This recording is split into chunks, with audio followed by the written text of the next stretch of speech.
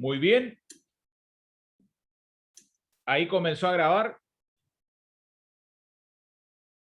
Paso la lista. Como siempre, con voz clara, fuerte y alta. Me dan su presente.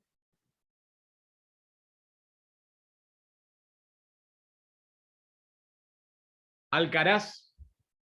Presente, profe. Almirón. Álvarez. Báez. Bacanchuk. Presente, profe. Barrios. Barrios Martín, no. Benítez Ram. Presente. Bobadilla. Cabaña Alejandra. Cabaña Alejandra. ¿No? Cabaña Francisco. Presente, doctor. Cáceres. Cáceres. Chemes. Presente, profe. Da Silva. Presente, profe. Díaz Nopov. No viene más. Dresch. Presente, profe. Paleiro. Presente, profe. Ferreira Juan. Ferreira Juan. ¿No? Ferreira María Ángeles. Presente, profe. Flores Rodrigo. Flores Rodrigo, ¿no? Flores Santiago. Flores Santiago, ¿no? Creo que estaba la semana pasada en el presencial de economía. Galmarini. Galmarini. Garallo. No, Galmarini ni Garallo, no. Gauto. Presente. Jiménez Borges do Amaral. Presente. Jiménez Ana Paula. Presente. Gómez Melanie. Gómez Melanie. Profe, le interrumpo. Sí. Ferreira Juan Bautista, recién puede ingresar. Ah, bien, bien Ferreira. Bien, Juan, gracias. Gómez Melanie, ¿no? ¿Tienen alguna novedad de Melanie? ¿Qué tal, profe? Flores Santiago, lo mismo que Juan Bautista. Ah, ok. Perfecto, Santiago. ¿Nadie sabe nada de Gómez Melanie? ¿Alguna idea? ¿Alguna que sea compañero? Profe, ya no puede acceder a las clases virtuales, no tiene medios para acceder, pero se va a ir a las presenciales. Ah, bueno. ¿No pudo acceder en todo el año o ahora el cuatrimestre? ¿Tienen idea? Lo que pasa es que se rompió su teléfono y era el único medio por el cual ella podía acceder y no se pudo comprar uno nuevo. Bueno, qué lástima que no pudo, aunque sea conectarse con alguna compañera o compañero para cursar presencial, cursar virtual. Porque bueno, lo que son mis clases ven que queda más o menos grabado, salvo una clase de civil que no van a tener, porque es la que justo ocurrió cuando me sustrajeron la máquina, pero bueno, los otros profes en general no suelen grabar la clase. Bueno, González Maumarí. Presente, profe. Grance Caballero. ¿No? Juliano. Presente. Klein. Presente. Martins.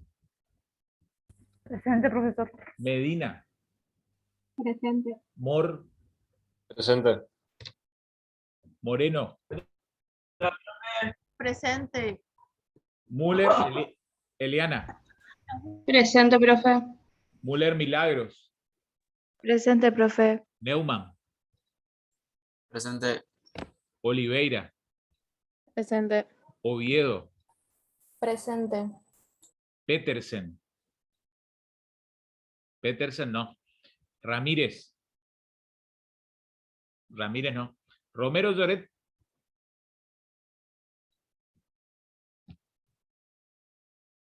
Romero Lloret. Presente, profe. Ruiz. No. Zamudio. Tampoco. Santarén. Presente, profe. Choles. Presente. Silveira Martins. Presente. Tiburcio. Presente. Toledo. Presente, profe. Balsechi. Basiuta. Basiuta. Vergara. Verón. Y Galarza. Presente. Bueno, ¿alguno que no haya nombrado? ¿O que llegó con posterioridad, que fui tomando la lista? Además, bueno, repasamos entre todos, después le irán llegando a sus correos la secuencia de clases de lo que es economía. ¿Sí? No sé si ya les mandaron, ¿tienen algo en correo? Si no, lo repasamos ahora. ¿Cómo es la secuencia de martes y miércoles que van a ir teniendo tanto conmigo como con la doctora Rosas? No, profesor, a mí no me llegó nada. ¿No llegó nada todavía? No. Bueno. No, profe, no llegó nada todavía. Bien, bueno, entonces vean, vayan anotando, después igual le va a llegar desde facultad. Bueno, aguárdenme un ratito. Por suerte volvió WhatsApp. ¿Cómo la pasaron ayer? ¿De terror? ¿Se caía el mundo? ¿O no son tan adictos a la tecnología ustedes? Solo mail, profe. Volvió el clásico mensaje. Liberaron la bestia Messenger. Porque sufrimos hacerle entender a nuestros padres que no andaba WhatsApp pero sin internet. Yo reinicié el modem 15 veces, profe. Increíble, ¿eh? Increíble lo que pasó. Nada es infalible en esta vida. Ni Mark Zuckerberg. Vean lo que le sucedió. Pobre Mark. Perdió unos billetitos ahí en 7 u 8 horas que seguro la va a recuperar ahora en 2 o 3 días. Es un vuelto para él, le sobra plata. Increíble, ¿no? Qué concentrado que está la economía. Bueno, vamos a lo nuestro. Vean, les paso las fechas.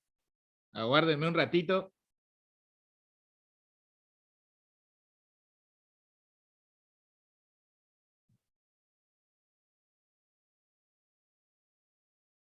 Bueno, hoy es martes 5 de octubre, están teniendo conmigo, ¿sí? Que es nuestra última clase virtual de economía.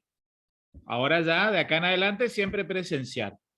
Bueno, anoten, miércoles 13 del 10, miércoles 13 del 10, que es el otro miércoles, siempre una clase por semana de economía, o conmigo o con la doctora Rosas. Miércoles 13 del 10, 16 horas, como siempre, la clase de los miércoles con la doctora Rosas. Vamos yendo. Martes 19 del 10, ¿sí? Los martes 19 del 10, al final de la tarde, 19 horas, clases conmigo, presencial, ¿sí? Así que ese martes le va a quedar con 4 horas de civil y después las 2 de economía presencial. Qué lindo, profe. Hermoso, hermoso, espectacular. A ser óptimos con el tiempo, ¿no?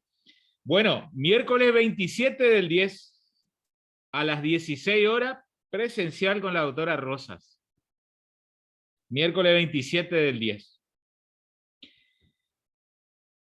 Luego, martes 2 de noviembre, penúltima clase, a las 19 horas presencial conmigo.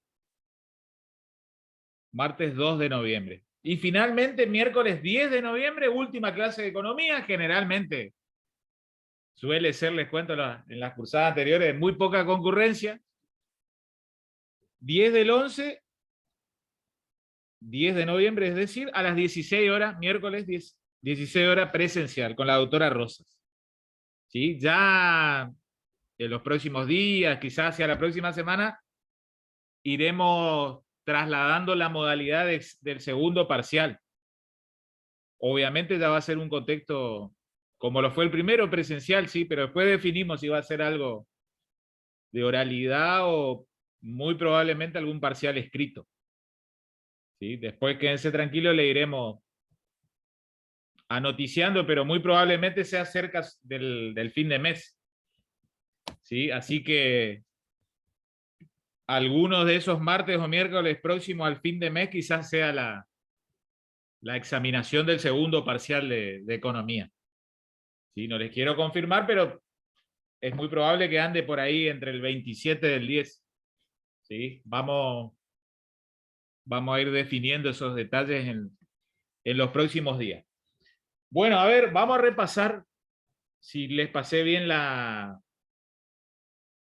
fecha o alguno que quiera leer y entre todos vamos chequeando. A ver, alguno que tomó nota.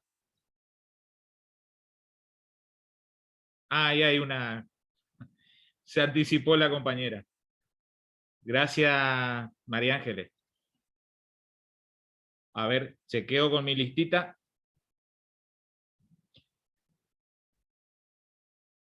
Con mi agenda, dirían, uno con más sentido cool. Entonces, repasando. Miércoles 13 del 10, 16 horas con Rosas. Martes 19 del 10, 19 horas conmigo. Miércoles 27 del 10, 16 horas presencial. Martes 2 de noviembre, 19 horas presencial. El miércoles 27 del 10 con Rosas. Martes 2 de noviembre conmigo, 19 horas. Y el miércoles 10 de noviembre, presencial con la doctora Rosas.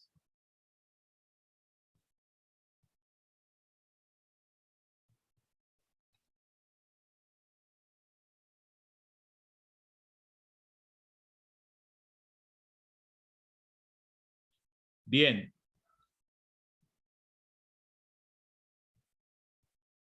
¿Estamos entonces? Ahí habló la profesora, creo. Está diciendo que está mal el horario nuevo, no sé.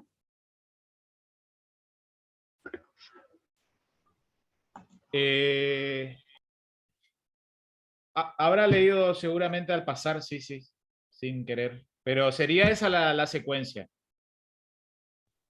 Sí, está bien porque borró por ese mensaje. Pareciera que ahí sí. Esa es la secuencia digamos, de acá en más. Hoy es la última clase virtual y bueno, después siempre es o martes o miércoles presencial 1 con 1. ¿Está? Bueno, cerrado ese tema. Quedó grabadito, así que después cuando yo les baje las clases, cualquier cosita lo repasan. Igual siempre vamos a ir notificando, ¿sí? Estas cuestiones. Bueno, volvamos a lo nuestro, a la sustancia, ¿sí? Demos inicio a la clase del día de la fecha, ¿sí? En esta modalidad virtual. Y bueno, a ver, ¿quién me comenta de qué hablamos la clase anterior? Crecimiento y desarrollo. Desarrollo y crecimiento. Bien. ¿Qué pasa? ¿Qué pasa con esos conceptos en ciencia económica? ¿Se asemejan? ¿Se diferencian? ¿Cuál es el orden Que de son implicancia? diferentes. Bien. ¿Son muy diferentes? ¿No hay ningún punto de contacto?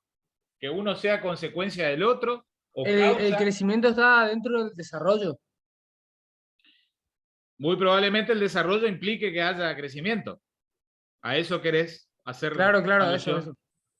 Bien, ¿y qué es lo que era el crecimiento?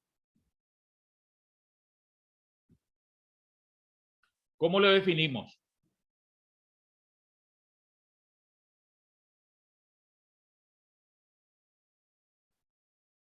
¿Qué es lo que mide el crecimiento?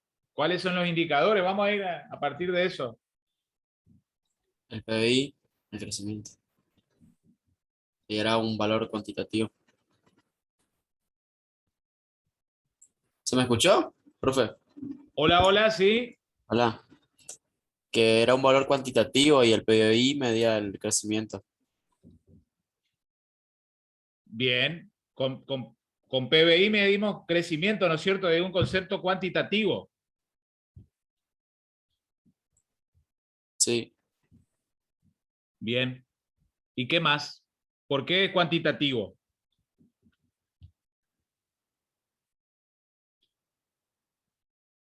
Porque en realidad vamos a estar hablando de magnitudes, ¿sí? Valorables en la ciencia económica, en términos o en relación a qué. Bienes económicos. O sea, bienes que se desarrollan en todo un año. Que haya crecimiento, ¿qué va a implicar?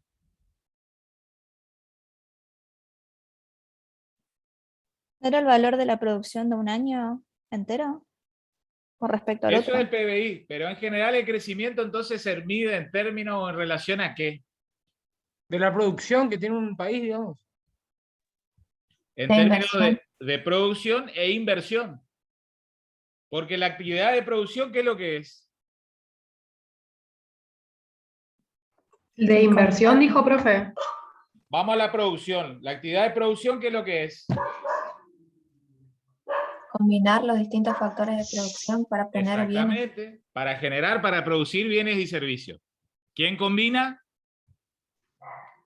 El empresario. El empresario, que es a su vez considerado como un factor más de la producción, ¿sí? Que es el encargado de combinar los demás factores de la producción. ¿Cuáles eran los demás factores de la producción? Trabajo, capital. Recursos naturales. Y recursos naturales. Bien, y también para que uno advierta que un país está en crecimiento, en auge, se suele decir, aparte de la producción, entonces, hacemos un análisis sobre la inversión, ¿sí? Como típica actividad económica que delata o que denota el crecimiento de un país. ¿Y qué es lo que es la inversión en ciencia económica? El aumento del Esto de stock capital. de un capital. ¿El aumento ¿de qué? Stock. De capital. ¿Con qué finalidad? Con la final de aumentar la producción. Con la finalidad justamente de elevar el nivel de producción, de producir más bienes y servicios. Ahí traemos el ejemplito ese que siempre yo les menciono en clase. Pongámonos en la ropa de un empresario colectivero que con 10 colectivos traslada 500 pasajeros por día, él incorpora las unidades 11 y 12, ¿sí? Probablemente pueda trasladar, a grosso modo, 100 pasajeros más. Por ende, 600 pasajeros en total. Hizo una actividad de inversión, ¿sí? Después se puede subdividir y desagregar el concepto de inversión, pero más adelante iremos avanzando, ¿sí? Bien. Vayamos ahora al desarrollo. ¿El desarrollo qué implica? Tiene que ver con la calidad de vida de la población de un país. Bien, exactamente. Principalmente alude al estudio del elemento población. Del elemento población. Justamente su nivel de vida. Y ahí entonces nos valemos de distintas áreas que procedemos a evaluar. ¿Cuáles eran esas áreas? Salud, educación. La salud, la educación. ¿Qué más? Seguridad, justicia. Muy bien. Vamos a hablar de y repasar algunos indicadores de salud. Esperanza de vida. Bien, ¿y qué es lo que es la esperanza de vida? ¿Qué evalúa? ¿Qué La dato cantidad arroja? de años que puede vivir una persona. Que se proyecta, ¿sí? La edad que podrá alcanzar, cantidad de años de vida que tendrá una persona que nace ¿cuándo? Este año. En el presente. ¿Está? Entonces la esperanza de vida es proyectada para el nacido en el año 2021 y así fuimos viendo distintos valores, ¿no es cierto? Traemos a colación cuáles son esos valores. Por ejemplo, 86, casi 87. 76, casi 77 de Argentina, ¿no es cierto? Brasil, 79. no, menos que nosotros. 72. 72, 73. Están mejorando los indicadores de Brasil en los últimos 10 años igual. ¿Y los países líderes a nivel mundial?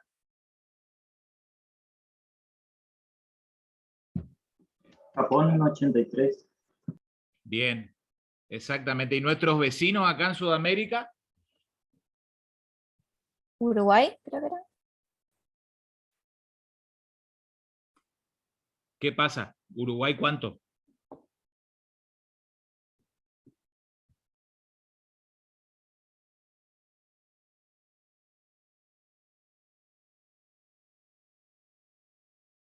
¿Cuánto Uruguay, Chile, nuestros vecinos acá están un poquito mejor que nosotros?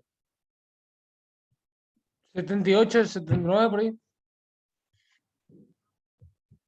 Bien. Bien, bien, bien. Por ahí 77, Chile casi el líder acá en Sudamérica con casi 78 años de vida, de esperanza de vida. Bueno, ¿qué otro indicador evaluamos para saber si un país es más o menos desarrollado? En el área de salud, Mortalidad infantil. ¿qué es lo que expresa ese indicador? La cantidad de fallecidos antes del primer año de vida, creo que era. Por cada cuántos nacimientos. 1000 nacimientos. Exacto. No se olviden entonces el concepto formulado íntegramente. Cantidad de personas, de niños y niñas recién nacidos, ¿sí?, que fallecen dentro del primer año de vida por cada 1000 nacimientos.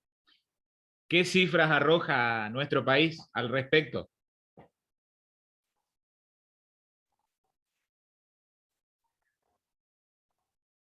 ¿6 puede ser, profe, por ahí? No, ojalá que estuviéramos. Esos son algunos vecinos nuestros. 9,3. Un poquito más arriba. 11,2. 11, casi 12. ¿Sí? Por suerte está mejorando igual los indicadores. Bien, 6, 7 están Uruguay y Chile. Tienen esos indicadores de mortalidad infantil.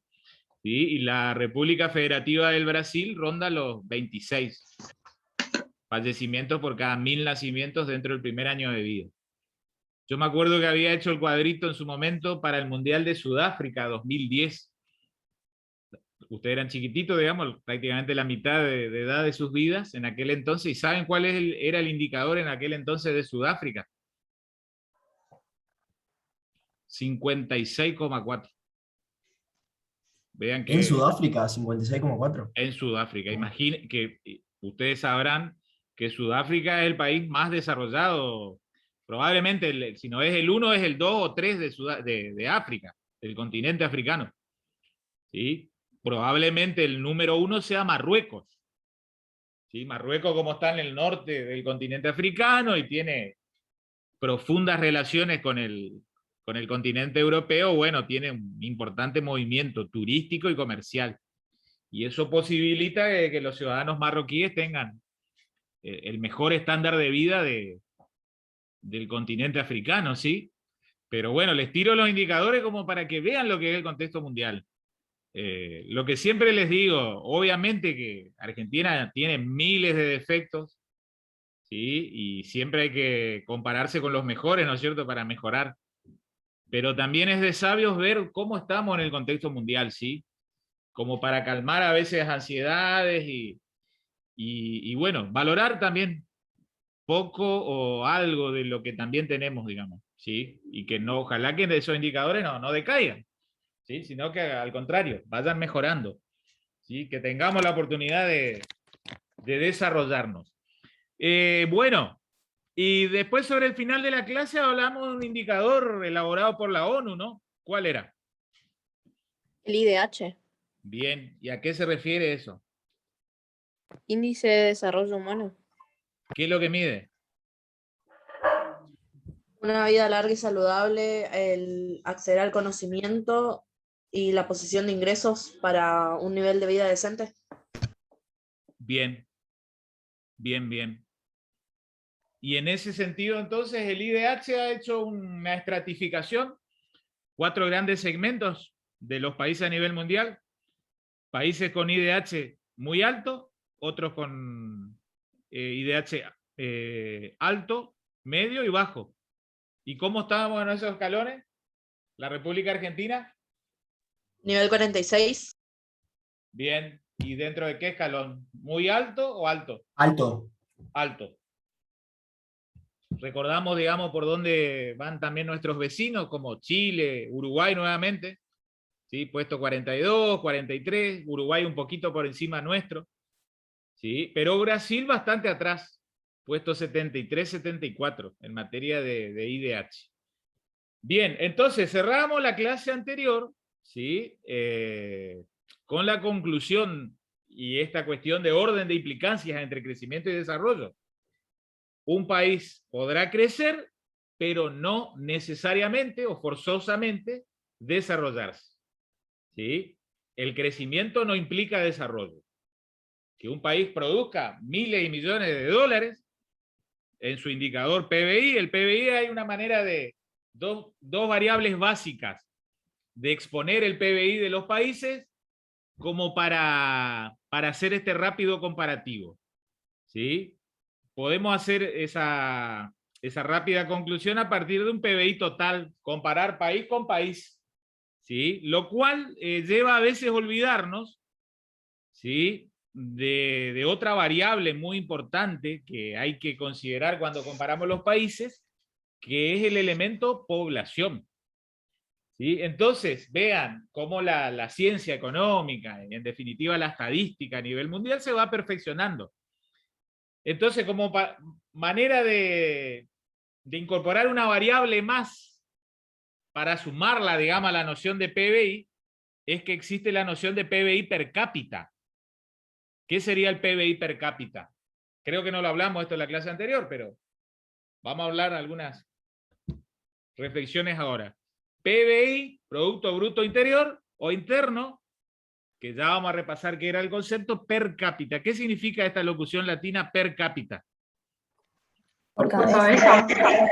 Bien, ¿y cómo será que resulta ese número? ¿Qué les parece? Es muy sencillo, esto no se vayan a romper el marote.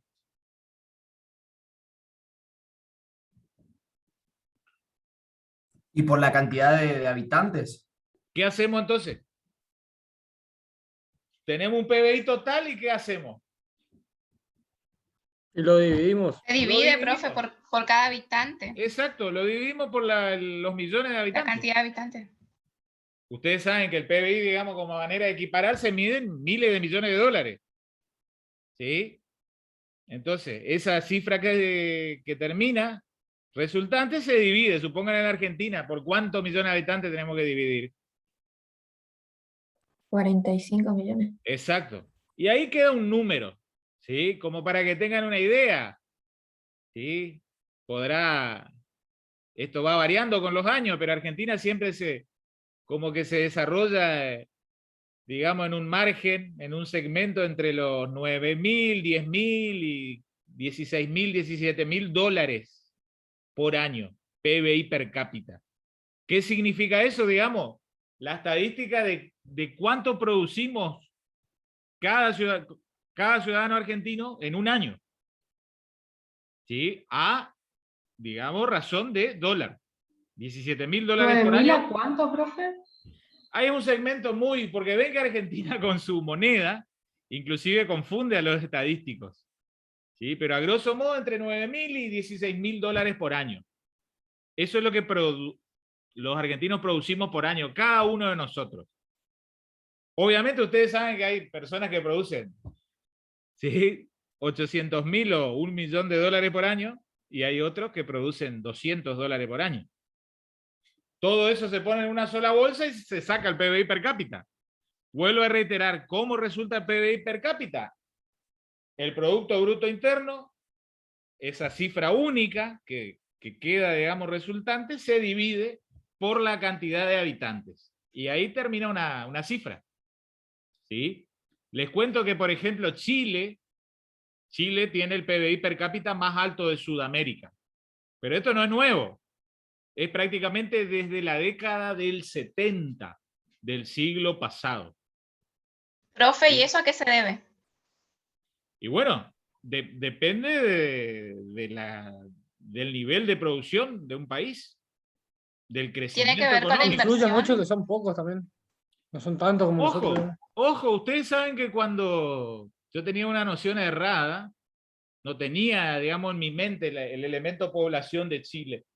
Y cuando comienzo a elaborar las clases allá por el 2007, 2008, que son los años que comencé la docencia en economía, ¿saben cuál es la población chilena? ¿Alguna idea? ¿Aprox? Y generalmente creemos que son menos que nosotros. Bueno, son menos que nosotros, sí. Ven que hacemos ese mal chiste de que están de la cordillera hacia el Pacífico. Bueno, pero son bastantes los chilenos. 18 millones de habitantes. ¿Sí? Casi, digamos, poco menos de la mitad de la República Argentina. ¿Sí? Entonces son bastantes los chilenos. ¿Qué es lo que pasa, digamos? ¿Cuál es la matriz productiva del país hermano? De los chilenos. La pesca, el mar, los peces, la actividad pesquera. Minería. Ah, Minería, la explotación racional, a veces irracional de la minería. ¿Sí? Está concentrada, digamos, la economía chilena, en parte estatal y en parte, digamos, relacionada con capitales privados, y bueno, miles de millones de dólares de exportación del elemento mineral. ¿Sí? Y eso entra, digamos, en el cálculo de la matriz de PBI per cápita. PBI total primero y luego el PBI per cápita. Bueno, vean, ¿a qué quiero que ustedes vayan viendo cómo es la economía? Vamos a ir comparando los PBI per cápita de Argentina, de Chile. Y eso es, digamos, una ilusión, una abstracción de que cada argentino, por ejemplo, cada chileno, cada brasileño, supongan, produce 12.000, 13.000, 14.000 dólares por año. Pero eso no implica que efectivamente, ¿sí?, haya una distribución de la riqueza. Cuando sigamos avanzando, y bueno, ahora viene lo lindo de estas clases presenciales con las sucesivas semanas que seguirán, ahí después vamos a empezar a estudiar unos indicadores de distribución de la riqueza. ¿Sí? Y anoten lo que les digo ahora como para ir abriendo la cabeza.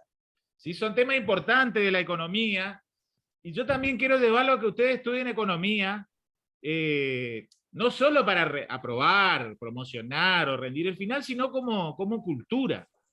Para, digamos, para que no le metan el perro cuando hablan los periodistas, ¿sí?, los economistas, los políticos, porque... Vean, les voy a contar dos indicadores importantes de distribución de la riqueza, que lo van a estudiar ahora más adelante conmigo. Uno de ellos surge a partir de la denominada curva, anoten, es un gráfico que se hace en el eje cartesiano, ¿sí? Es la curva de Lorenz, ¿sí? Lorenz, L-O-R-E-N-Z, curva de Lorenz. ¿Sí? Cuando empezamos a comparar la curva de Lorenz de los distintos países, es como que, digamos, caemos al suelo, ponemos el pie sobre la tierra. Y ahí empezamos a advertir esto, que por ahí van a haber países que producen mucho, pero que o bien no son desarrollados, o que tienen una inequitativa distribución de la riqueza. Es como que la economía está concentrada en muy pocas manos. ¿Sí? Entonces vayan, ¿escucharon alguna vez esto de curva de Lorenz? Pregunto. ¿En la secundaria algo? No, la verdad que no, profe. Bueno, al que le gusta, por ahí no le digo que ahora a las 11 de la noche se pongan a ver un video en YouTube de curva de Lorenz, ¿sí? Pero es como para que vayan adquiriendo así cultura económica. Es interesante, digamos. Como yo les dije en la clase anterior, creo en el presencial, cuando ustedes quieren saber si por ahí van a ir a un país de visita, de a poquito se empieza a abrir el mundo nuevamente, es como que yo les digo, hago ese rápido ejercicio, miro su mortalidad infantil, miro su esperanza de vida, busco en Google la curva de Lorenz, ustedes dirán, ah, qué copado el profesor, en vez de estar viendo dónde va a visitar un lugar turístico, se pone a ver esos indicadores. Bueno, digamos, cada uno viene con sus gustos y preferencias. Bueno, como soy ¿Usted profesor no mira los paisajes, profe? No, eso hago 2 meses antes de viajar, digamos, hago ese ejercicio. Obviamente después ya me concentro. Ustedes saben que Profe, siempre... ¿puede ser que Paraguay sea uno de esos países, por ejemplo, que no tienen redistribución de la riqueza, sería que está concentrado en una minoría, por así decirlo? Bueno, vamos a ver cómo es la curva de Lorenz de Paraguay. Exacto. Pero no solo Paraguay, ¿eh? Brasil. Después vamos a ver cómo estamos en ese aspecto en Argentina. Cómo se va complicando la mano, porque Argentina viene de 30 o 40 años, lastimosamente, de que por ahí, digamos, espasmódicamente crece, pero no se desarrolla. Entonces, muy lentamente van mejorando nuestros indicadores de esperanza de vida, de mortalidad infantil, y la economía se va concentrando, ¿sí? En pocas empresas, pocas manos, pero bueno, como les decía, cuando uno hace un viaje turístico, ven que hacer un viaje no solo es ir de vacaciones, sino es proyectar la previa y después el post. Bueno, eso es lo lindo, digamos, de la actividad de despeje que genera. Y vamos a un segundo indicador de distribución de riqueza. ¿Sí? Yo hoy anticipo, nomás no es tan propio del tema que estamos hablando, pero para que se vayan culturizando, anótenlo, el coeficiente, este es otro indicador de distribución de riqueza de los países, que se llama coeficiente de Gini. G-I-N-I, coeficiente de Gini. Anoten que el coeficiente de Gini es una cifra con decimal. ¿Sí? Que cuanto más se acerca al 1.0, anoten, porque digamos, es así como se evalúa, cuanto más próxima al 1.0 esté, indica que en ese país hay una distribución de la riqueza más equitativa. ¿Sí? Cuanto más lejana esté esa cifra del 1.0, significa que es un país en donde hay más inequitativa distribución de la riqueza. Como que la economía está recontra concentrada en muy pocas manos. Puede ser que se produzcan miles de millones de dólares por año, pero que sean 20, 25 familias, 50, 60 empresas, las que se ven beneficiadas año a año con esa producción. Sí, perdón. En este tema de la distribución, ¿tiene que ver la monopolización de las empresas o no? Obviamente que tiene que ver las estructuras de mercado. Estructuras más abiertas o más cerradas. Está bien la relación, digamos, la conexión que haces.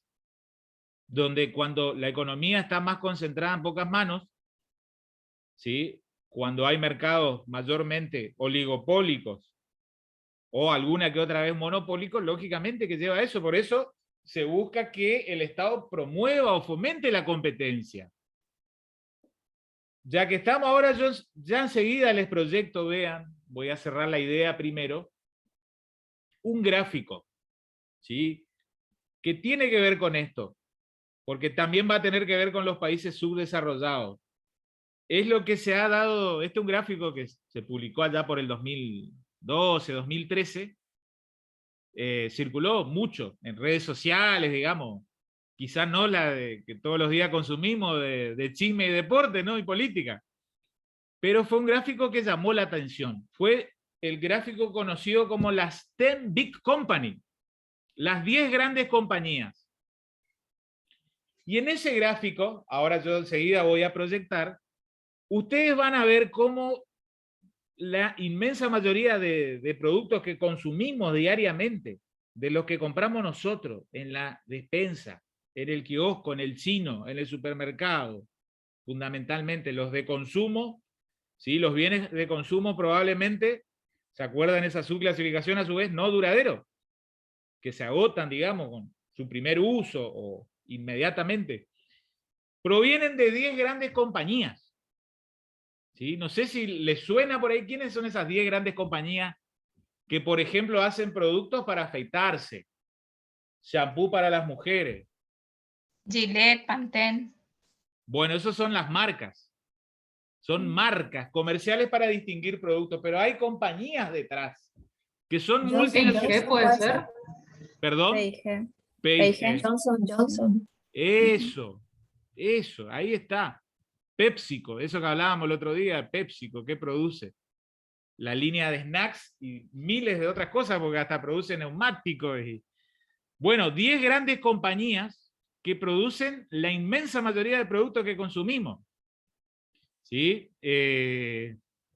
Yo sé que todos tenemos el apetito por el mundo del derecho, pero la economía es apasionante también cuando le empiezan a agarrar el gusto. Al menos les cuento, yo cuando fui estudiante de abogacía, quizás no la tomé también con cierto afecto a la ciencia económica. ¿Sí? Pero después de a poquito fui, con motivo de la docencia, digamos, profundizando mi aprendizaje. Vean qué pasa en el mundo económico real en el que vivimos. Concentraciones económicas. ¿Sí? Y anoten esto que les voy a decir. Hay concentraciones económicas a veces verticales, vuelvo a reiterar, concentraciones económicas verticales, pero también las hay horizontales. Vayan anotando todo lo que les voy diciendo por ahí, perdón, no es tan propio de la bolilla que estamos desarrollando, pero sí de otras que están allí por el medio del programa. ¿Cómo, profe, puede repetir lo que dijo? Concentraciones verticales y horizontales, que ya voy a pasar a explicar. Vean, ¿qué significa que haya concentración vertical? Que una empresa o un núcleo, un solo núcleo de decisión, es vean lo que va a pasar o lo que pasó ayer, digamos, vean qué característico que... Cierro la idea, vean, la concentración vertical significa que un solo proceso productivo o el proceso productivo de un bien, ¿sí?, es realizado íntegramente por la misma empresa o por muy pocas empresas. ¿A qué es lo que voy? Pongo el ejemplo.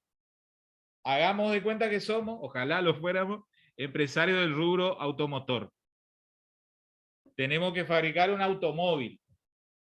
¿Qué les parece entonces esa concentración vertical, el proceso de producción del automóvil?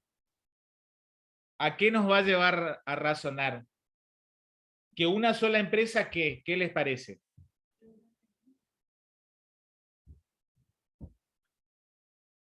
¿Qué les parece? Produce el neumático, la llanta, el paragolpe. ¿Monopoliza la producción de ese bien? No hablemos de monopolio, pero una sola empresa produce cada elemento que conforma el bien final. Una sola empresa. ¿Sí? Entonces, llegaríamos al ejemplo extremo de que sale hasta la batería de ese automóvil con la marca del automotriz.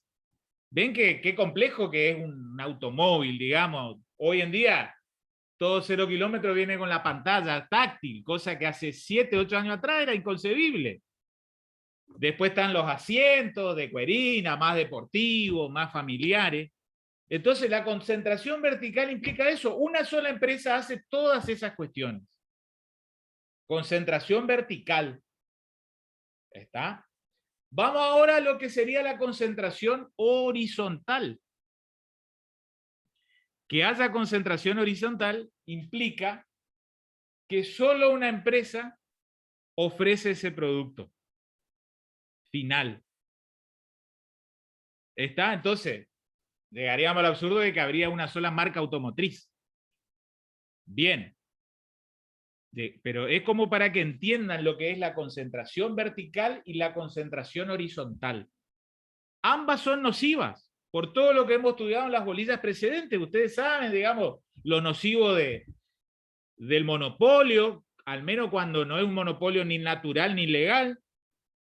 Falta de incentivo para competir, para mejorar el producto, para producir más barato y que la gente se vea beneficiada. ¿Sí?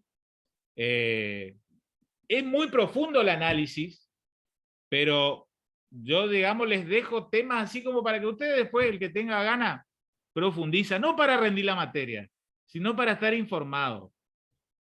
Les digo, digamos, como una conclusión parcial, pero es subjetiva. Argentina tiene una industria de la alimentación muy concentrada. Digamos, es casi una concentración oligopólica de los alimentos. 2 o 3 grandes empresas. que tienen concentración vertical y horizontal. Y explica una pequeña parte, pero parte al fin, del fenómeno inflacionario de Argentina. ¿Sí? De a poquito ustedes van a ir incorporando. Vivimos en la Argentina, no puede ser que no conozcamos lo que es la inflación.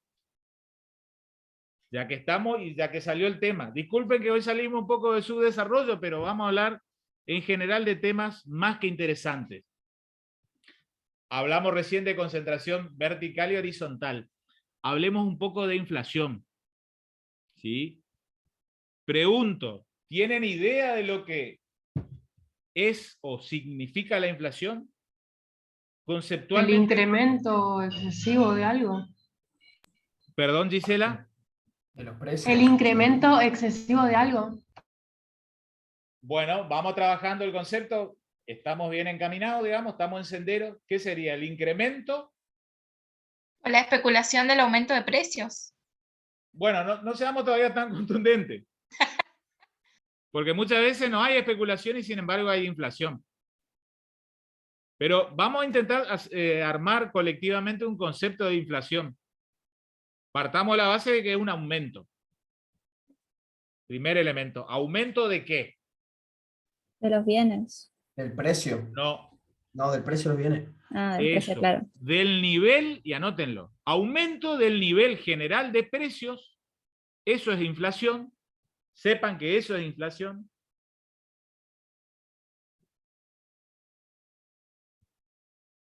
De manera constante.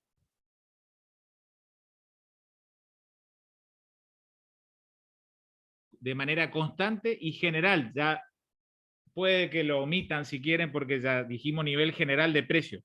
Pero la inflación es el aumento del nivel de precio de manera constante y generalizada. Reitero, la inflación es el aumento del nivel de precios de manera constante y generalizada. Nivel de precios de bienes y servicios. ¿Está? ¿Por qué constante? Porque al decir constante, queremos desterrar o sacar, digamos, de discusión que no estamos en presencia de un aumento, por ejemplo, estacional o temporal. ¿Se acuerdan lo que yo les dije, creo, en una de las primeras clases presenciales que tuvimos? Me llena la paciencia, por así decirlo, que los medios de comunicación, siempre allá por el mes de mayo, junio, digan, el precio del tomate se disparó a precios exorbitantes. ¿Eso a qué se debía? ¿Por qué siempre en la misma estación crece el precio del tomate? Porque ahí se cosecha el tomate, en esa época. Hay escasez de oferta, porque hay poca producción. Siempre en la misma etapa, inicio del invierno, hasta primeros días de primavera. Entonces hay un aumento estacional. El aumento estacional no es inflación, porque para que haya inflación en un país, en una ciudad, o en una provincia o municipio, tiene que ser el aumento constante. Tampoco es inflación que el precio de un hotel se eleve en diciembre, enero o febrero, o en julio o agosto, porque son aumentos estacionales, ¿sí? Que responden al aumento de la demanda para situaciones de situación vacacional, de turismo. Eso no es inflación. Vuelvo a reiterar, inflación es el aumento constante del nivel de precios. ¿Sí? Tampoco que el helado aumente en enero o febrero, o acá en Misiones ya de noviembre, octubre. Si están recorriendo heladería, me imagino que les gusta el helado, ya se están dando cuenta que está subiendo el helado. ¿Sí? Está por octubre. Bueno, eso no es inflación, porque es un aumento estacional, momentáneo, temporal. Difícilmente luego se retraiga. Eso es lo que ocurre también en la realidad del análisis de los hechos. Aumento constante y generalizado. Al decir generalizado, queremos significar que suben los precios de todos los bienes y servicios en la economía. No es que sube solo los precios de los productos alimenticios o sube los precios de los servicios turísticos. Cuando hay inflación, sube los precios de los productos turísticos, de los servicios, de la producción alimenticia, de la gastronomía, ¿sí? De la venta de vestimenta, sube el precio de servicios, sube el precio de todo, ¿sí? ¿Y por qué se origina la inflación, profe? ¿A causa de qué? Lean después allí por bolita 6 o 7. Algo vamos a hablar en las siguientes clases, que hay causas que generan la inflación. Era un poco a qué los traje. En Argentina hay una concentración vertical y también horizontal en el mercado alimenticio. Concentración en pocas manos, son pocas empresas las que producen casi el 90% de lo que cotidianamente bebemos, comemos. ¿Sí? Y esa concentración, esa estructura de mercado, muchas veces genera inflación. Pero en Argentina no es la única causa absoluta de inflación. Después veremos, con las sucesivas clases, qué otras causas colaboran a generar inflación. ¿Sí? Muchas veces una inflación de costos. Yo creo que también tenemos que sacarnos una mala idea que muchas veces es transmitida por los medios periodísticos. Es cierto que hay comerciantes y empresarios que especulan de manera exacerbada, pero en la inmensa mayoría de casos el comerciante lo único que hace es trasladar a precio. Pónganse ustedes, no sé si tienen parientes, al frente de un kiosco, comercio, lo que sea. Al comerciante no le gusta subir los precios, porque sabe que pierde clientela. Pero no le queda otra situación en la República Argentina de que, digamos, ir resguardándose, de ir colocando pequeñas subas, porque cuando tenga que reponer mercadería para volver a revenderla, probablemente lo tenga que hacer frente a su proveedor de alguna ciudad principal en la República Argentina a un mayor precio. No les gusta trasladar a precio, pero no le queda otra. Porque si no traslada a precio, ¿con qué luego pasa a pagar los sueldos, la energía, los impuestos? Si no, se funde. ¿Está? Entonces, digamos, de cierta manera, muchas veces, no todas, el empresario o comerciante es cautivo de esta situación, digamos, inflacionaria. Pero se van a caer de espalda. No quiero, digamos, seguir hablando de inflación, pero en un país como Argentina tenemos que hablar de inflación. Cuando yo les empiezo a comparar la inflación de Argentina con los demás países del mundo. ¿Sí? No sé si tienen, cierro con esto, alguna idea aproximada de cuál es la inflación anual de Argentina por año. ¿Escuchan en los medios por ahí, así? Redes sociales, no creo que se hable mucho, pero como este es un año eleccionario, ¿saben qué inflación tiene Argentina? 51,8 puede ser, profe. No tanto, al menos en los papeles, por INDEC. La inflación del 2020, ¿cuánto fue? 38% anual. Si ustedes dividen 38 dividido 12, sacan la inflación mensual. ¿Está? Tiro un dato como diciendo, con esto ya los mato. ¿Quieren saber la inflación de Brasil en el 2020? ¿Alguna idea? Un 7% más o menos creo que. No, explota ¿Menor? Brasil si tiene eso. Un 4 creo que. 4.8. En el año. Dividan entonces 4.8 dividido 12. Por eso ustedes por ¿Vamos ahí a Brasil, profe?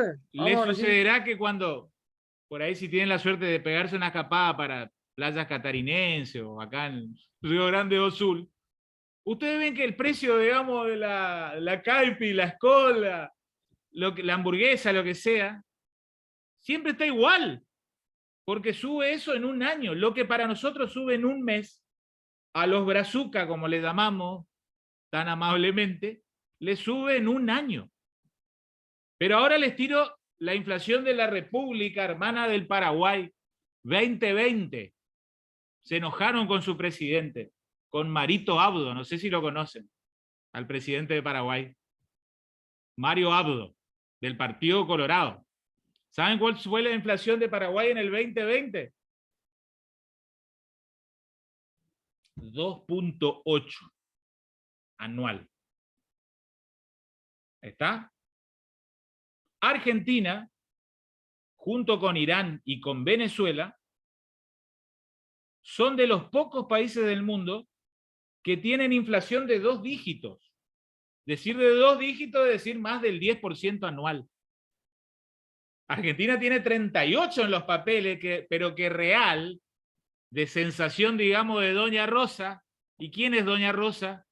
Es la mamá de usted o Nuestra Señora, que día a día, cuando van al California o al chino, les aumenta una y otra vez el precio de las cosas.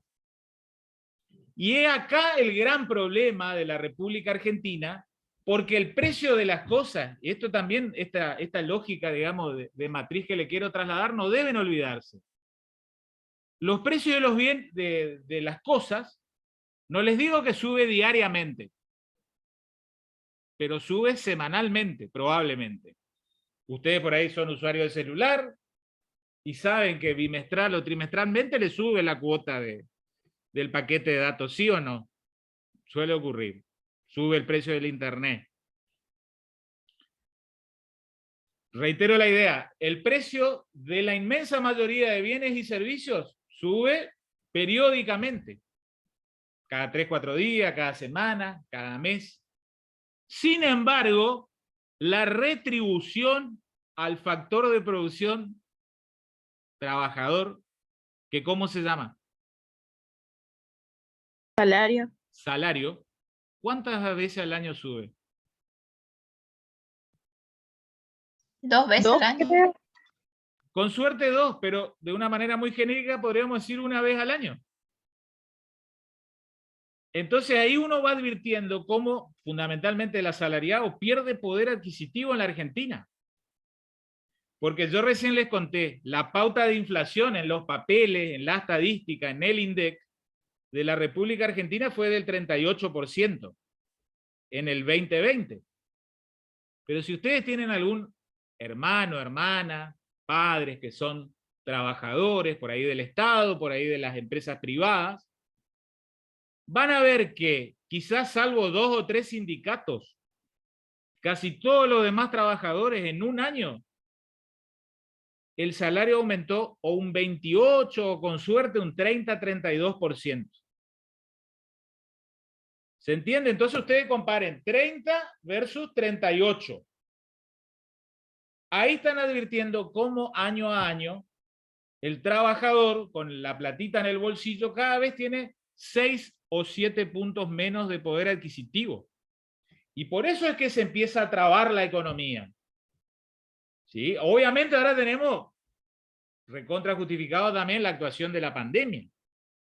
Pero por eso es que el que tenía plata para ir a un restaurante gastronómico de alta clase quizás ya no lo vaya, no la tenga. Y va y compra la hamburguesa en el carrito hamburguesero de la esquina. Eso es la economía en esencia. ¿Ven cómo es importante estar informado? ¿A qué es lo que voy, digamos? Vuelvo a reiterar más allá de la materia. Lean cuál es la inflación anual de los países, sobre todo el nuestro. Lean esos índices que son importantes. ¿Sí? Profe, y hasta ahora, hasta octubre, ¿cuánto de inflación tenemos? Argentina ¿Sabes? creo que va a 26% acumulado. Quedan 3 meses. Estamos teniendo casi 4% por mes de inflación. Diciembre es un mes que ¡pum!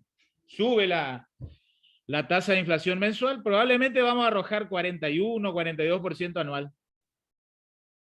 ¿Sí? Lo mismo le pasa, vean por ahí, ahora muchos de ustedes están en casa de parientes en sus localidades. Bueno, este año muy particular, de idas y vueltas. Algunos por ahí ya están posadas, paga alquiler. Lo mismo pasa en un contrato de alquiler. El locatario le va a aumentar a partir de enero la locación. y le va a aumentar un 40-45% anual.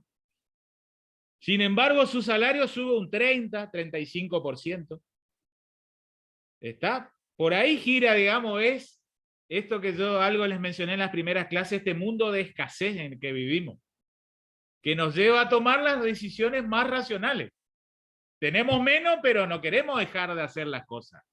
Vean, ustedes se están cultivando, están arropando para sí una carrera universitaria. Bueno, los felicito, digamos, que en este contexto de tremenda situación económica le meten para adelante. A ustedes y su familia, digamos, que banca esta situación. Pero bueno, salgo de este tema, vean, fuimos hoy deambulando, hablamos algo de concentración económica, vertical, horizontal, hablamos algo de inflación. Reitero el concepto de inflación, si van a final siempre lo preguntamos. ¿Qué es lo que es la inflación? El aumento de qué entonces? General El nivel general de precios de manera constante. Exacto. O el aumento del nivel de precios de manera constante y generalizada. Y después, digamos, métanse en esas dos adjetivaciones de constante, por qué constante y por qué generalizada. ¿Sí? Para descartar aumentos estacionales y para hacer foco de atención en que suben los precios de los bienes y servicios de toda la economía, no solo de un cierto sector. ¿Sí? Bueno, volvamos a lo que nos convoca. Países subdesarrollados. ¿Sí? Lo ven ahí en la bolilla 12, segunda parte de la unidad. ¿Sí? Voy a pasar a proyectarles. Pregunto, ¿se va entendiendo, gente, no? Lo que vamos hablando. Sé que es una tarde muy larga. Re bien, profe. Bien. Bien, bien.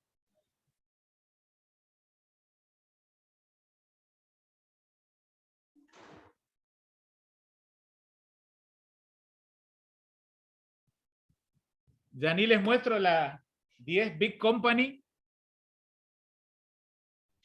y que sirva de ejemplificación, digamos, de la concentración, lo sucedido ayer, ¿no?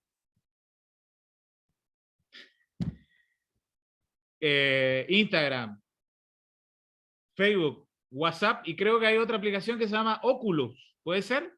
¿Ustedes están al tanto de eso? ¿Se me La escucha? verdad que no la conozco, profe. Yo tampoco la conocía, me enteré ayer que hay una aplicación, una app que se llama Oculus. ¿No saben para qué es? No, profesor. Supuestamente para colocarse esas cosas virtuales y realidad, digamos, aumentada, que le llaman. Por ahí saben más ustedes al tanto. Pero bueno, estos tres grandes monstruos del social media, podríamos decir, ¿a quién pertenecen? A Facebook. A Mark Zuckerberg. Mark Zuckerberg, ¿no? ¿Vieron la película de Zuckerberg? Hay varias, ¿no? Salgo un ratito ya que vamos a hablar un poquito, 2 minutitos. Creo que hay una que se llama Facebook. O la red social, ¿nunca vieron esa? 2008, 2009. Sí, sí, sí. Véanla. ¿Ustedes quieren conocer el origen de Facebook? ¿Por qué surgió? ¿O algunos lo saben? ¿Lo leyeron? Vean la película. ¿Sí? Está muy buena. Pero les cuento, la película da a entender que Mark Zuckerberg robó una idea. Así como muchos dicen que Bill Gates robó varias ideas de Jobs y de otros genios, por ejemplo, el tema del mouse para su computadora IBM y demás. Bueno, Zuckerberg habría robado la idea de unos compañeros de facultad en Harvard, de inventar la red social. ¿Qué era la red social originariamente? Una plataforma universitaria para, ven cómo las películas norteamericanas usan este verbo, flirtear. Es para relacionarse, digamos, varón-mujer o mujer-varón o vice, en toda la fórmula. Ese fue el origen de Facebook. Ah, sí, profe, creo que él había creado la plataforma para que funcione solo dentro de la facultad. Primero. Y después le pagaron para que sea una aplicación. Vino un gran inversor que por ahí, para los que tenemos unos añitos más, se escuchaban, recordarán que escuchábamos música por Napster. ¿Algunos se acuerdan del viejo internet? Hoy ustedes son todos de Spotify, ¿no? Bueno, en nuestra época escuchábamos Spotify todo legal, pero de manera ilegal escuchábamos por Napster. El dueño de Napster se comió un juicio que prácticamente en teoría quedó en la calle, pero no quedó en la calle. Gran parte de ese dinero que acumuló lo tenía guardadito y después lo metió en Facebook. Le dio la plata a Zuckerberg para empezar a comprar, digamos, las computadoras como para albergar la cantidad de miles de millones de usuarios. ¿Habrán escuchado esto que pasó ayer? ¿A cuánta gente afectó en el mundo? ¿Cuántas personas somos en el mundo? ¿Cuál es la población mundial? Creo que 7.000 millones, profe. Más. Ya estamos llegando a los casi ¿cuántos? 8 billones. 9.000 millones de habitantes. ¿Y a cuántas personas afectó la caída de Facebook, Instagram, WhatsApp? A esa cantidad. 3.000 millones de habitantes. Un tercio de la población mundial ayer estuvo incomunicada. Y todo eso depende de Mark Zuckerberg. En teoría, yo creo que hay unos cuantos peces gordos detrás de él. Bueno, ahora sí, comparto la plaquita.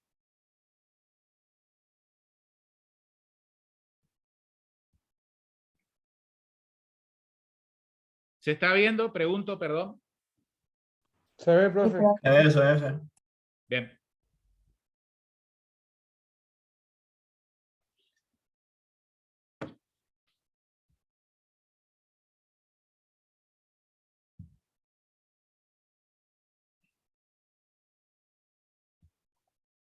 Bien, países subdesarrollados, vean, vamos a empezar a desarrollar, ya difícilmente vamos a terminar hoy, pero bueno, yo les mandaré a sus correos también, aparte de la grabación de la clase de hoy, la cursada de años anteriores, en donde está la misma locución que explica este tema, ¿sí? Entiendo con meridiana claridad.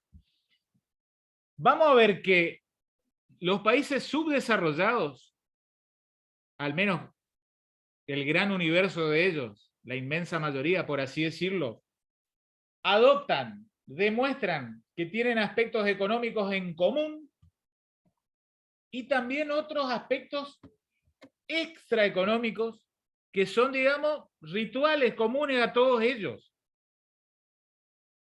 ¿Sí? Los países subdesarrollados suelen tener esta estructura de su economía como primaria y dual, que es lo que allí están viendo. ¿Sí? Vamos a ver entonces, de a poquito vamos a ir dando 2 o 3 conceptos para ir desarrollando lo medular de la unidad. Este primer punto es como que le sacamos una foto a la economía de todo país subdesarrollado. ¿Sí? Y adopta ese ropaje de economía primaria y dual. El segundo ítem económico que caracteriza a ese país subdesarrollado es como hagan de cuenta como si fuera un video. Sabemos que el video es una secuencia de imágenes. Es como que vemos el funcionamiento de esa economía subdesarrollada. Y en todas ellas verificamos de que hay inestabilidad y dependencia. Siempre con las mismas cuestiones, digamos, coyunturales.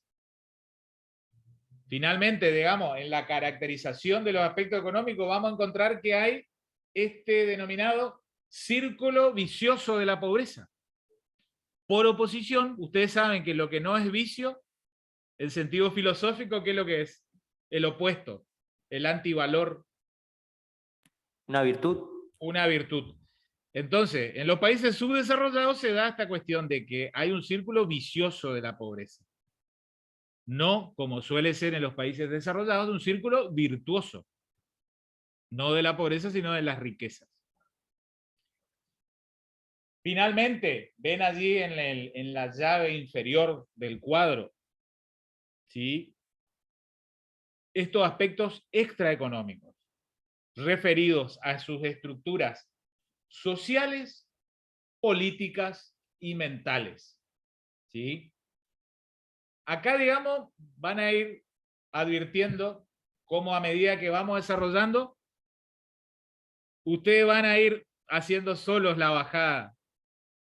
Un poco lo que hace unos 15, 20 minutos atrás salió de parte de una compañera o compañero de ustedes. Cuando hablamos algo de desigualdad y ustedes mencionaron el ejemplo de Paraguay. Bueno, queda claro, ¿no es cierto?, que cuando hablamos de la República Hermana del Paraguay, estamos en presencia de un país subdesarrollado, donde claramente se verifican estas notas. Pero después ustedes también es como que van a ir diciendo, oiga, la pucha, eso también sucede en la Argentina. Y vamos a hacer una conclusión final que permita, digamos, colocar en ese horizonte, en ese universo y decir, ¿la Argentina está más próximo a ser desarrollado o está más próximo a ser catalogado como un país subdesarrollado? Porque, anticipo un poco la conclusión, van a ir advirtiendo cómo Argentina tiene notas de país desarrollado y tiene notas de países subdesarrollados. ¿Sí? Es como que es bipolar Argentina, por así decirlo. ¿Sí? Usted, digamos, todos analizamos como ciudadanos argentinos que somos, y el mundo se pregunta por qué nunca Argentina termina de salir, digamos, o se transforma con todas las letras en un país desarrollado. Cierro la conclusión de esta primera placa. Los economistas, y hasta le diría los sociólogos, ¿sí?, hasta los filósofos, suelen arribar a la siguiente conclusión. Son los aspectos extraeconómicos los que imposibilitan que el país se transforme definitivamente en un país desarrollado. Son esas estructuras sociales, políticas, mentales, las que llevan a que los países no pasemos de estatus de país subdesarrollado a uno desarrollado. No es solo generar riquezas, sino una mejor redistribución de las mismas. Lo que hablábamos hace una hora atrás. Un país que crece pero que no se desarrolla. ¿Está? Bueno, vamos a profundizar la teoría. Como les dije, primer aspecto, es como que le sacamos una foto a la economía de Paraguay, de Chile, de la inmensa mayoría de países de Sudamérica, algunos países asiáticos, a casi todos los países del continente africano. Y después vemos si no es una autofotografía o una selfie de la República Argentina. Los países subdesarrollados, cuando uno ve ese análisis en seco, en quieto, en su quietud, advierte que la economía es primaria y dual. Una estructura económica primaria y dual. Que sea primaria, ¿qué implicará? Ustedes ya han hablado algunas cosas conmigo acerca de los sectores de la economía. ¿Recuerdan eso? ¿Cuáles eran los sectores de las actividades económicas? Que se dedica mucho a la agricultura, a la ganadería, ese sector primario. Después está el secundario y el terciario. Bien, el sector primario es típicamente extractivo, ¿no? De materias primas. Agricultura, ganadería, minería. Por favor, remarquen con doble subrayado que la minería es primario, ¿eh? Porque como esta materia es libre, hay posibilidad de rendirla libre. Les cuento que no sé de dónde sacan allí un apunte pirata y vienen a rendir y exponen que la minería es una actividad secundaria. No, porque por concepto la actividad primaria es extractiva. Y en este caso es extractividad del mineral, sea sólido, líquido o gaseoso. ¿Sí? Entonces no se olviden, la minería es primario. No es el caso de los países subdesarrollados, pero el sector secundario está representado ¿por qué? ¿Qué actividad? La producción de esa materia prima. Exacto. ¿El sector cómo le llamamos? Industrial. Industrial, fabril. Sector secundario. Pero eso no es típico del país subdesarrollado. Estamos repasando, digamos, sectores de la economía. ¿Y sector terciario? Y la comercialización de esos productos, de esos bienes. Comercio y servicios. Comercio y prestación de servicios. Eso es sector terciario. Típicamente una actividad esencialmente urbana. Está en las ciudades. Bueno, ya lo hemos dicho todo. Estos países, como ven allí, en las distintas imágenes, se dedican a estas actividades. ¿Sí? Agricultura, ganadería, pesca, minería, forestación. ¿Sí? Explotación del suelo de manera irracional, la inmensa mayoría de veces, en donde no alcanzan esas hermosas declaraciones que tenemos en nuestras leyes ambientales, ¿sí? No siempre reafirmadas luego a la hora de justiciarlas ante un tribunal, ¿sí? Totalmente objetivo. Entonces, la gran producción de los países subdesarrollados es de índole primaria. Exportación de todo eso que hemos extraído, ¿sí? De la naturaleza. ¿Sí? Por otro lado, la foto de esa economía de un país subdesarrollado nos lleva a decir de que se verifica o se advierte que hay una estructura dual. Si es dual significa que hay dos elementos. ¿Sí? Estos son, digamos, luces y sombras, podríamos decir. Esto es lo que ustedes van a advertir típicamente, por ejemplo, en la Argentina. También en Brasil. ¿Sí? Coexistencia de dos grandes estructuras. Una estructura precapitalista, rudimentaria, arcaica, de subsistencia, muchas veces artesanal. No en el sentido de artesanía como producto final sino artesanal en el sentido de trabajo por mano humana. ¿Sí? Y la coexistencia a la vez, a la par de un sector capitalista.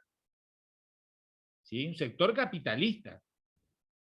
¿Sí? Que tiene capital, que tiene potencial, representado muchas veces por capitales extranjeros, ¿sí? Que se suelen dedicar a ese escaso sector secundario industrial, que lo hay, pero es de reducida magnitud o extensión, y también capitales nacionales.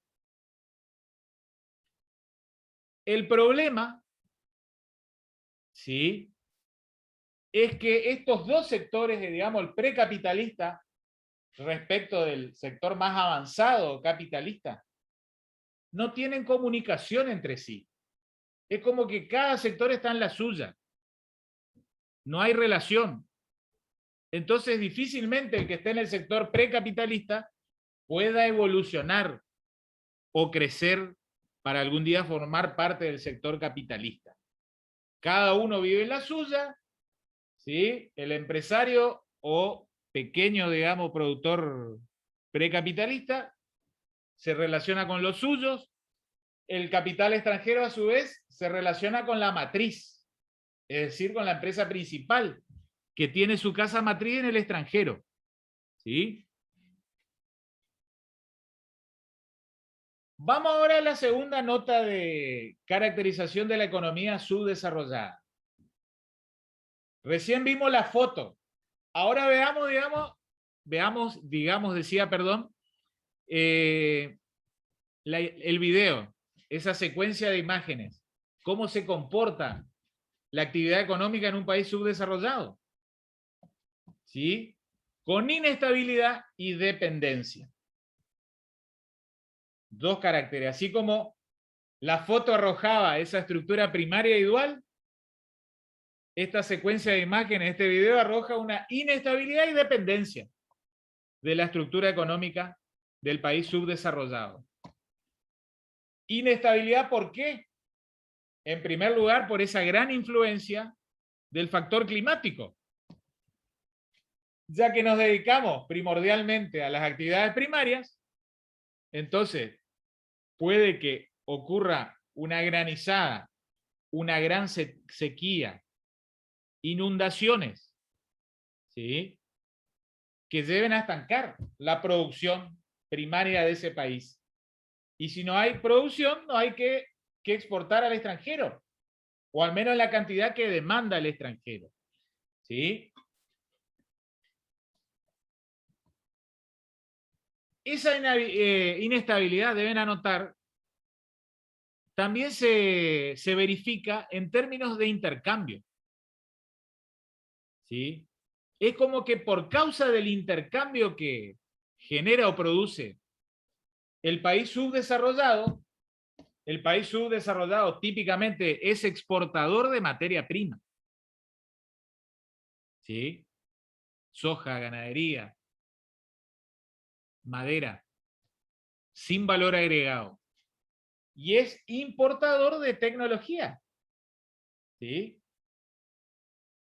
Importamos productos manufacturados. Vean, salgo un ratito y quiero comentarles lo siguiente. Nunca me olvido, y siempre lo traslado, digamos, en mis clases de economía, algo que nos explicó en su momento un profesor que no era de economía, sino un profesor de una materia que se llamaba Derecho de la Navegación, allá por el año 2001, 2002, plena crisis económica de la República Argentina, el doctor Alzueta, un capo, digamos, un maestro del derecho, profesor santafesino. Esto también que voy a decir les sirve para un puntito ahí de la bolilla 12 que les habla de la teoría del deterioro en los términos de intercambio. ¿Sí? Tiene que ver con esta matriz de lógica, vean. Recién lo mencionaba. El país subdesarrollado exporta materia prima, sin valor agregado. Importa productos manufacturados. Entonces él, con la siguiente paradoja, nos ponía en situación de qué implica eso en el comercio mundial. Decía, en el puerto de Buenos Aires, en ese mismo momento que en una grúa está encastrando un contenedor. Ustedes conocen los contenedores, ¿no? Los containers que le dicen, de los puertos. Sí, profe. En ese mismo momento está cargando un contenedor que hacia una embarcación que está por sacar la producción nacional. Argentina, supongamos, vendemos soja, trigo, sorgo, maíz. ¿A dónde quién nos compra? ¿Saben? Brasil. Algo, pero primordialmente ¿quién? Asia. Asia. Estados Unidos. Ah. No tanto. Continente asiático. Tenemos que trasladar, vean, la soja en container más de 15.000 kilómetros. ¿Por dónde va? Por mar, que es el transporte más barato. Toneladas y toneladas de soja. Bueno, no sé cuántas toneladas entrarán en un container. Eso arroja un valor, ¿no es cierto? A lo cual hay que adicionar lo que se llama el costo seguro y flete, ¿sí? Para el manifiesto de exportación. En ese mismo momento hay otra grúa que de otra embarcación está bajando un contenedor que está viniendo de Taiwán, de Japón, de China. Y adentro trae tecnología. ¿Sí? Celulares, notebook. E imagínense ustedes en su mente avanzada lo que quieran. Un contenedor al lado del otro. ¿Cuál tiene más valor? El de la tecnología. ¿Cuántas veces más? A muy grosso modo. 20 veces más. 500 veces más. Y seguimos discutiendo qué matriz productiva queremos para la Argentina, ¿no? Sojera, agricultura, forestal. Y no hablamos que los políticos no nos prometen en campaña. Iremos avanzando en un mejoramiento del sector productivo para... Seguimos discutiendo la misma torta en cómo redistribuirla y ven que no alcanza para todo. Y no discutimos en cómo hacer otras tortas para que alcance para todo. Esto lleva un mensaje, yo creo que es muy categórico cuando uno hace ese análisis. Y eso es lo que lleva, lo que recién les anticipé, esto les sirve para entender la teoría del deterioro en los términos de intercambio. Cómo los países que se llaman o se dicen, o que nosotros mismos nos damos cuenta de que son más desarrollados y más ricos, cada vez son más ricos. Y cómo los países subdesarrollados, a su vez, no les digo que seamos más pobres respecto de años precedentes, pero el país rico cada vez es más rico. ¿Sí?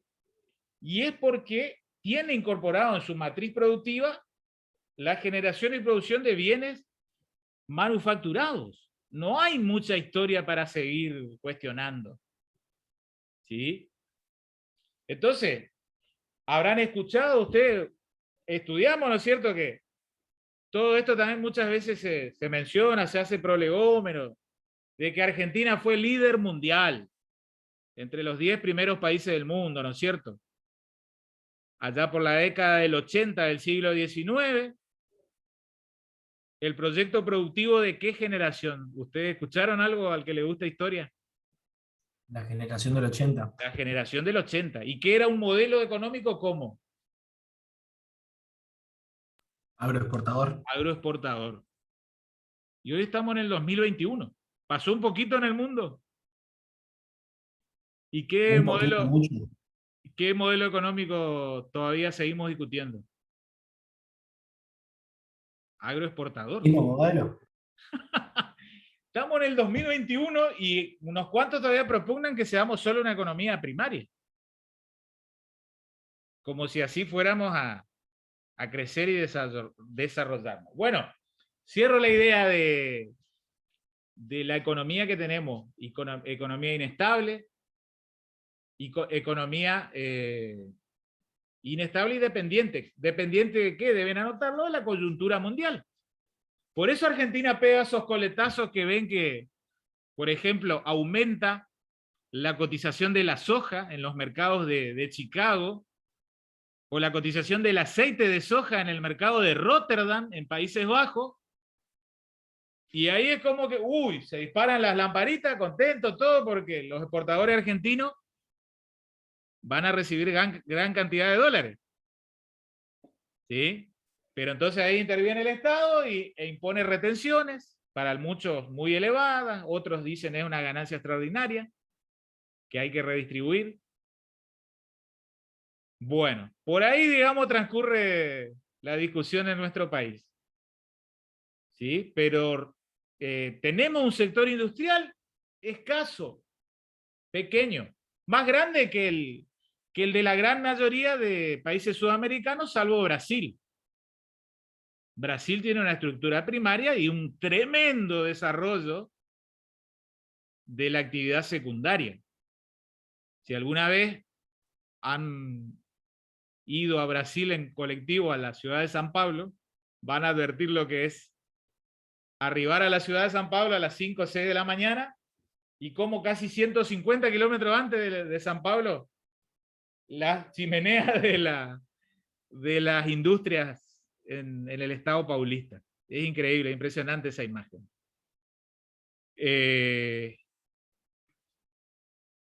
Tercera cuestión, vean, vuelvo al cuadrito, nos quedan unos 10 minutitos para seguir hablándolo.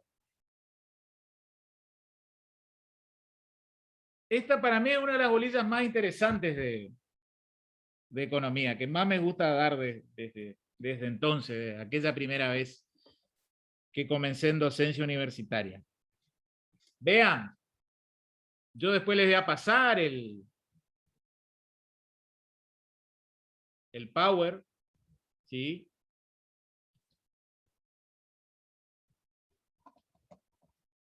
Ahí van a encontrar algunas nociones de la dependencia, de entidades multinacionales, de empresas multinacionales que a veces son más grandes que los países. Ahí, por ejemplo, ven el desarrollo de lo que es la empresa Walmart, que si Walmart fuera un país, sería el país número 27 del mundo. Y es una estadística a nivel del año 2007. Me imagino que habrá avanzado en el ranking. ¿Sí? Es más grande que Grecia, que Argentina, que Sudáfrica. Todo lo que produce una sola empresa, produce más que muchísimos países. Tercera cuestión económica que caracteriza al país subdesarrollado. Círculo vicioso de la pobreza, que tiene tanto un aspecto estático como un aspecto dinámico. ¿Sí?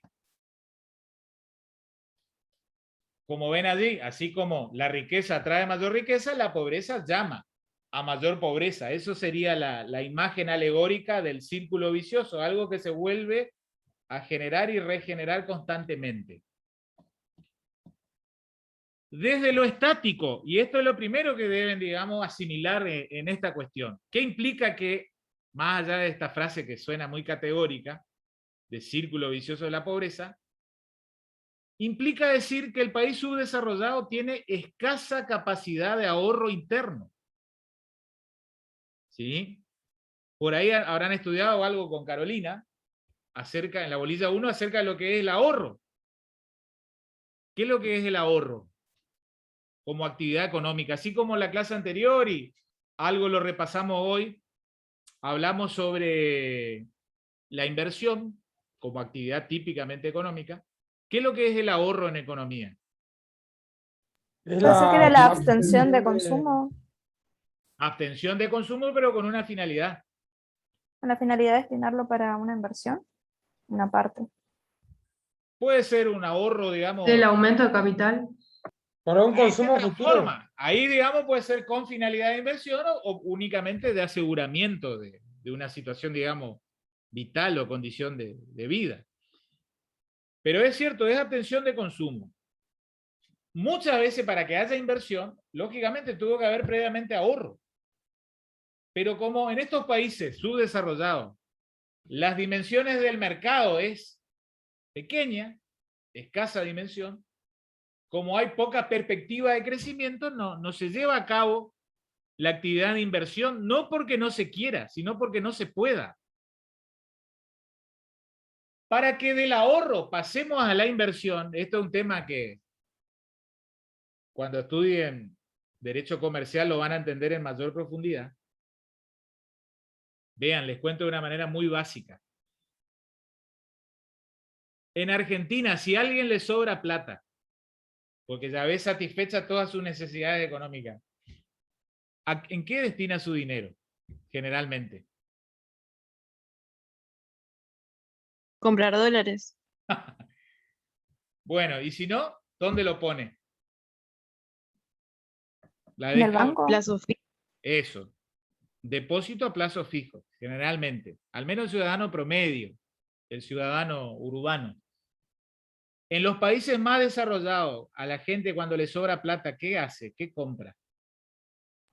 Acciones. Acciones. Y cuando compra acciones, ¿a quién le está dando la plata? El ciudadano. A las empresas. A las empresas. ¿Y la empresa qué hacen con esa plata que reciben? Invierten. Invierten. Generan un mayor nivel general de producción, contratan más trabajadores. ¿Ven cómo es todo lo económico concatenado de una cosa con otra? Profe, ¿puedo preguntar qué son las acciones? Acciones son parte del capital social de las sociedades anónimas. El capital social es como que yo te diga 10 millones de pesos, pero hay 1000 acciones de 100 pesos. Ahora bien, hay sociedades anónimas que tienen acciones pero que no las cotizan en bolsa, que en la Argentina son la gran mayoría. Pero hay alrededor de 90 empresas que en la Argentina tienen la posibilidad de negociar sus acciones para que los individuos compren acciones de esas empresas. Son las 90 empresas más grandes de la República Argentina. Y esas acciones se cotizan en el denominado MERVAL, Mercado de Valores. ¿Se entiende más o menos? O sea que deja que las personas inviertan en las empresas. Exacto, los países desarrollados así operan. Porque el mercado de valores de ellos no son de 90 empresas, sino son de 10.000, 15.000 empresas. Es como que cuando uno invierte, uno compra una parte de la empresa. De una empresa. Claro, pero uno no el que compra una acción no compra para estar en el día a día de la empresa. Suponga usted, como decían ayer, Zuckerberg perdió, todas sus acciones se depreciaron 6%. Hasta la información es errada, digamos, porque no es Zuckerberg el que pierde la plata. Es el tenedor de un título de Facebook que valía $100 el viernes a última hora y ayer pasó a valer 94. Porque el tenedor de título de Facebook a su vez lo negocia en el mercado de valores para que otro lo compre. ¿Se entiende? ¿Puede ser como apostar a algo o algo así? Exacto. Mucha gente apuesta a la alza, la tendencia alcista o bajista.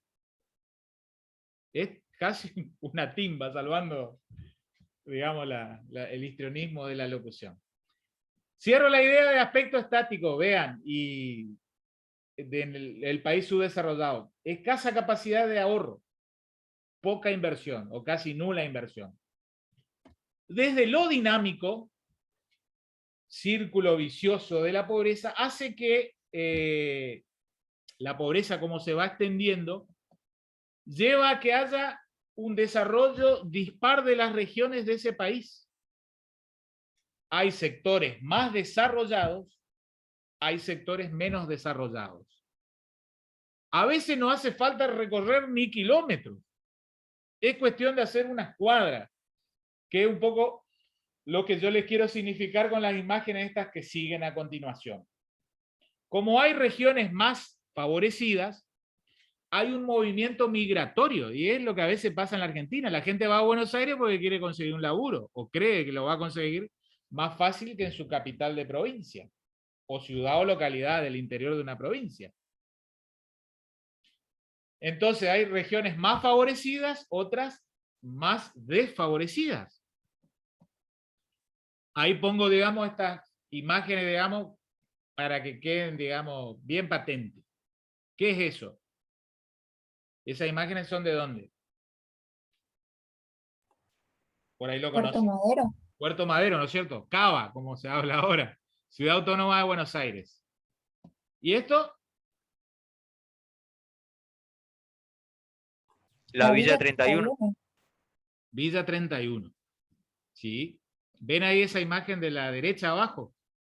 Es bien patente, ¿no? ¿Cuál es el techo de la casita? ¿La autopista? La autopista. Por ahí, si han ido en colectivo a Buenos Aires, ven que Retiro se mete entre medio de la Villa 31. Hace unos años eran que abrían las bodegas de los coles, afanaban los bolsos. ¿Sí? Bueno, dos sectores ahí en la ciudad de Buenos Aires. Pero ustedes no deben hacer kilómetros dentro de Buenos Aires para desplazarse de una zona a la otra. ¿Sí? Que es lo que les muestro un poco con este mapita ahí del Google Maps. ¿Sí? ¿Saben cuántas cuadras hay de Villa 31 a Puerto Madero?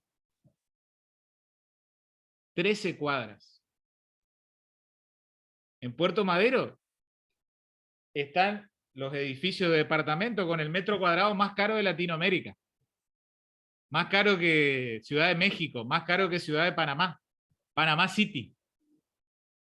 ¿Sí? Pero en Buenos Aires entonces coexisten esas dos realidades. Ambas son Buenos Aires, el sector más desarrollado de la República Argentina, con una villa más de las tantas que hay en la Argentina. Tranquilamente podemos ejemplificar con la ciudad de Posadas. ¿Sí? No es que uno pone solo el caso característico de Buenos Aires, pero es lo que ocurre en Buenos Aires, es lo que ocurre en Río de Janeiro. ¿Ahí qué están viendo? La favela. En la favela.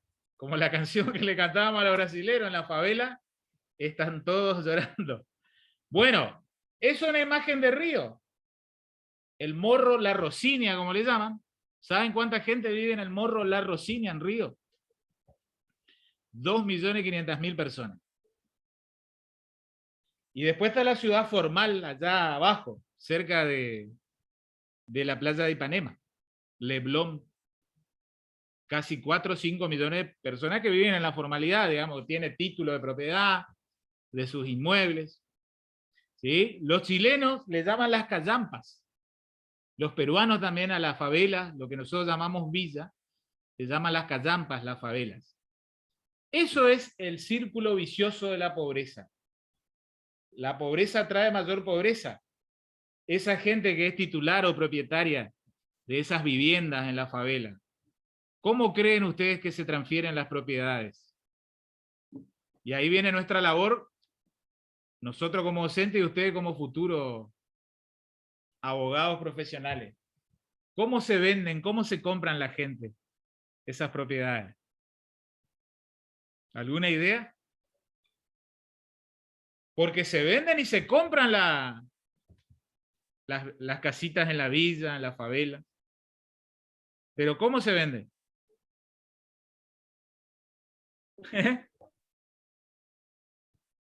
Boleto compra-venta.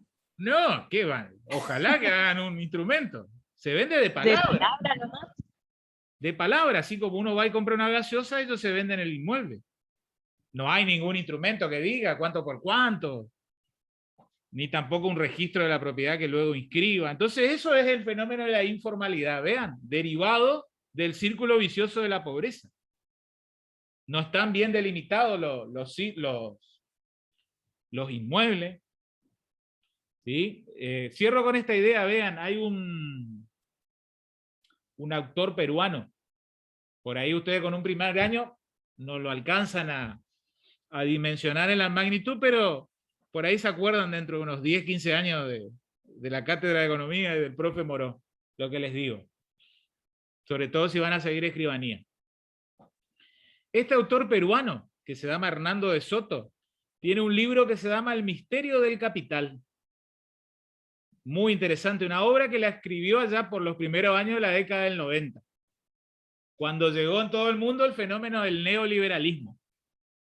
Y él dijo con una afirmación bastante contundente, la gran diferencia entre los países desarrollados y los subdesarrollados es que los países desarrollados tienen desmaterializada su riqueza.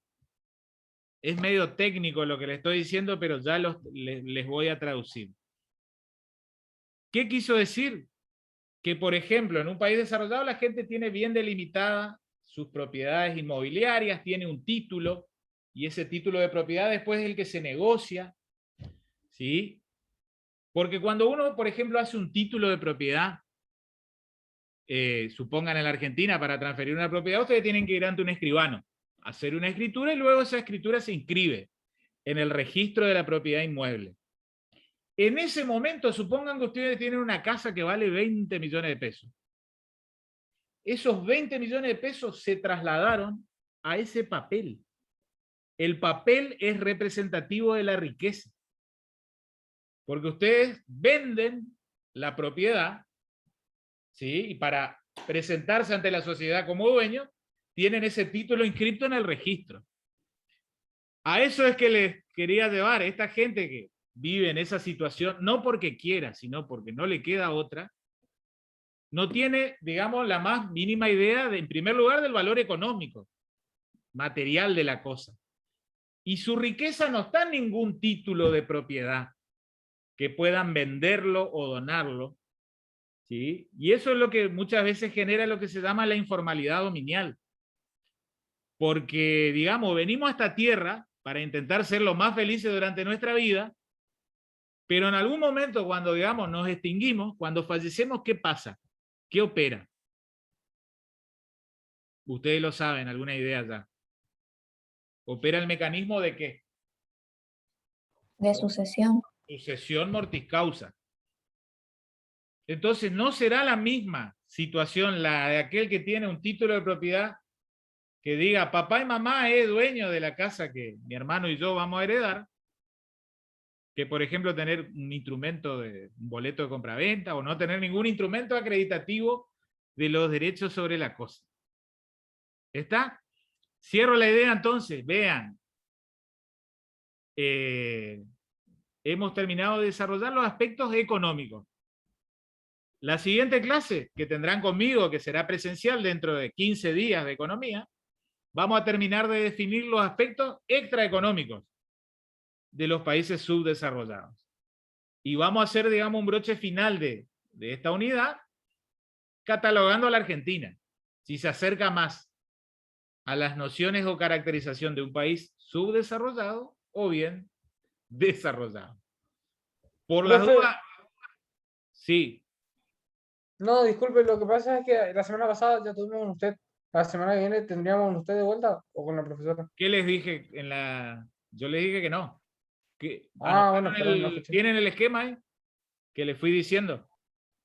La clase que viene es con la profesora Rosas. A partir de ahora es una y una. ¿eh? Siempre es una y una. Por eso va a ser un martes, un miércoles, un martes, un miércoles. Ya saben que los martes conmigo, 19 horas, y los miércoles con la doctora Rosas a las 16. Bien, cerrado la clase de hoy. ¿Alguna preguntita? A descansar. Nos vemos, gente. Chao, profe, muchas gracias. Chao, profe, gracias. Chau, chau. Ahí corto para todos.